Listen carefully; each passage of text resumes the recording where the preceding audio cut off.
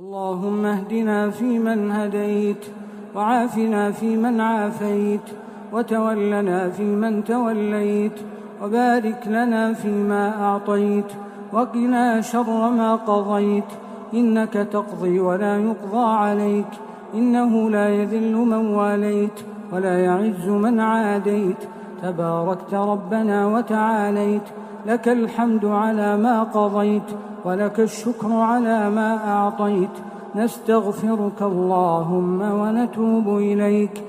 اللهم اقسم لنا من خشيتك ما يحول بيننا وبين معاصيك، ومن طاعتك ما تبلغنا به جنتك، ومن اليقين ما تهون به علينا مصيبات الدنيا، ومتعنا بأسماعنا وأبصارنا وقواتنا ما أحييتنا، واجعله الوارث منا، واجعل ثأرنا على من ظلمنا، وانصرنا على من عادانا، ولا تجعل مصيبتنا في ديننا، ولا تجعل الدنيا أكبر همنا ولا مبلغ علمنا، ولا تسلط علينا من لا يرحمنا.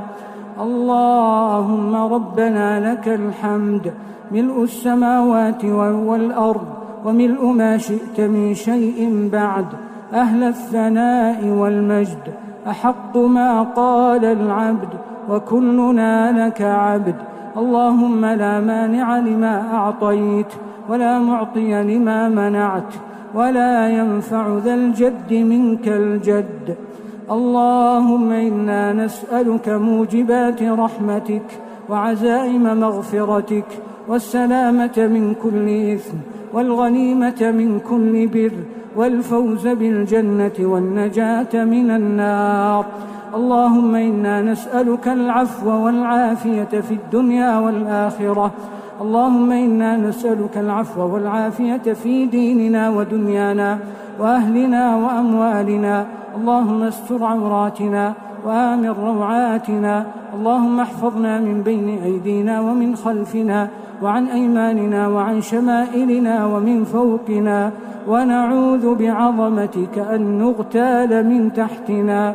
اللهم عافنا في أبداننا، اللهم عافنا في أسماعنا، اللهم عافنا في أبصارنا.